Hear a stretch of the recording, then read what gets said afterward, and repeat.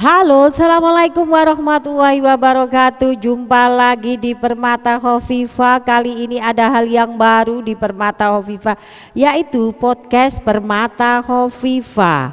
Semoga dengan hadirnya podcast Permata Khofifa ini saya bisa menghadirkan tokoh-tokoh yang harus kita ketahui, anak-anak muda yang kreatif dan inspiratif, dan juga anak-anak muda yang berprestasi, sehingga Permata Khofifa hadir ini bisa membawa pengaruh sedikit positif dari kisah-kisah dan info-info yang dihadirkan.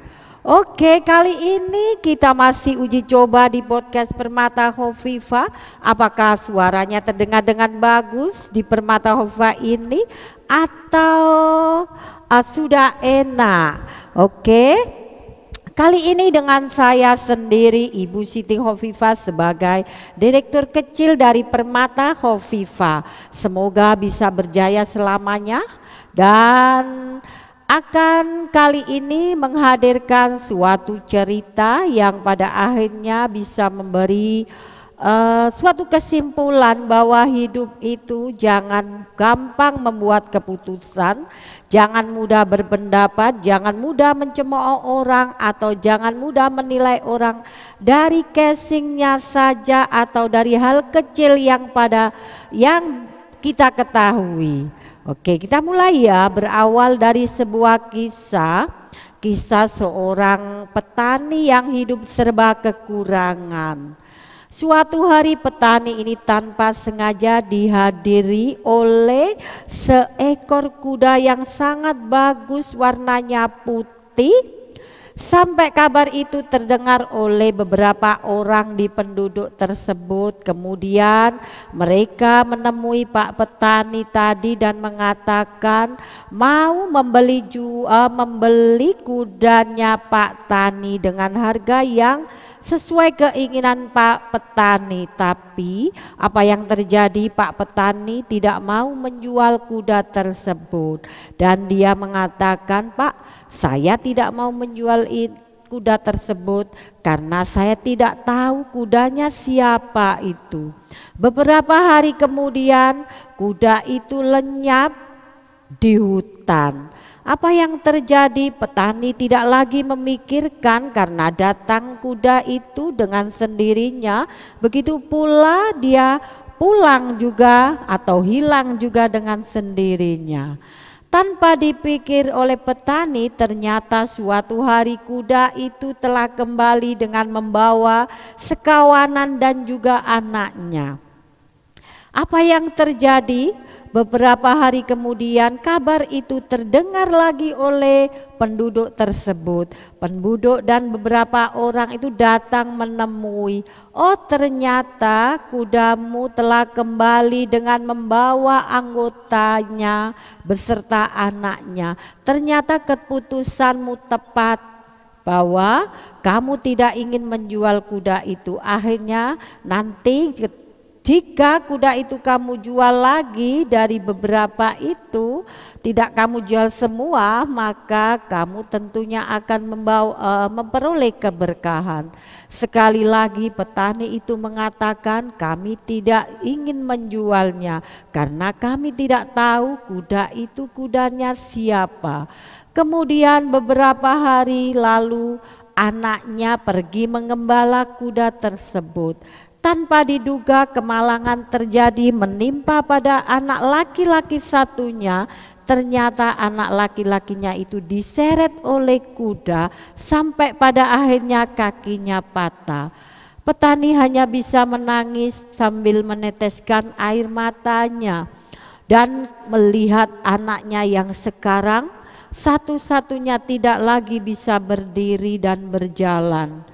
Kemudian beberapa orang mendengar lagi kabar tersebut dan berbondong-bondong menemui petani sambil mengatakan, "Hai petani, ternyata hidupmu sudah ditakdirkan apes, selalu memperoleh kemalangan. Buktinya ketika datang keberkahan kamu tidak menyambutnya, ketika datang kemalangan kamu masih tetap pada pendirianmu, tidak mau menjual tersebut. Lihatlah anak satu-satunya kamu ternyata hari ini sudah tidak bisa berjalan. Petani itu sambil meneteskan air mata. Saya tidak tahu apakah ini kemalangan, apakah keberkahan. Yang penting hari ini saya hanya membuat lembaran dan tidak tahu lembaran itu tertulis bagaimana. Semuanya masih penuh tanda tanya.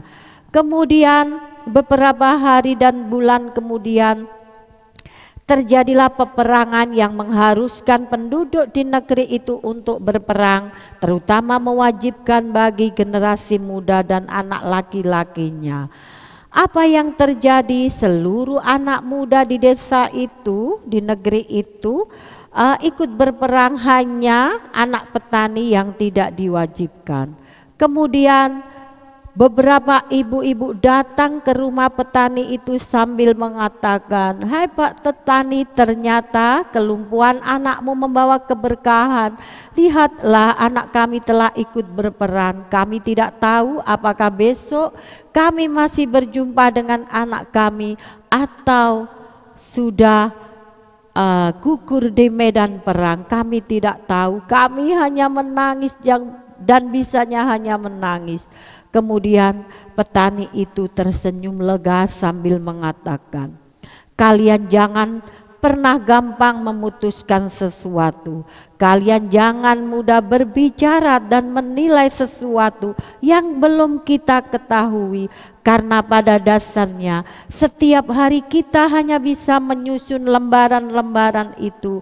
Kita tidak tahu apakah lembaran itu takdirnya baik ataukah buruk. Semuanya masih belum kita ketahui.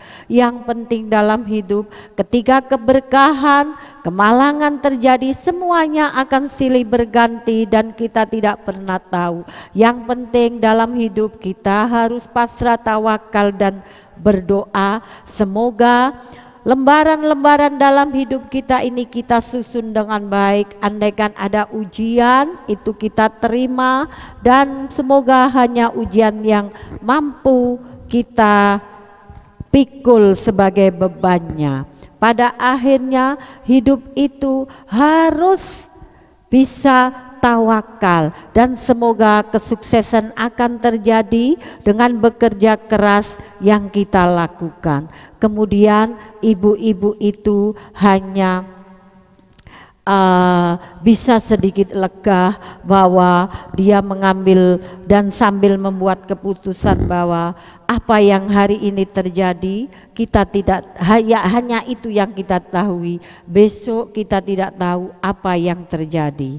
Oke, demikianlah, semoga dari kisah ini dapat kita ambil sebuah kesimpulan bahwa hidup itu jangan gampang menilai orang, jangan gampang menjustik seseorang, karena kita tidak tahu lembaran esok dan esoknya lagi, yang pada akhirnya dalam hidup kita hanya menyusun sebuah buku. Semoga sebuah buku itu berakhir dengan lembaran yang husnul khotimah dan bahagia di dunia dan akhirat. Amin. Demikian uji coba pertama podcast Permata Khofifah. Saya akhiri. Assalamualaikum warahmatullahi wabarakatuh. Sukses selalu dan semoga bermanfaat untuk khairun nas anfa'hum linnas. Bye.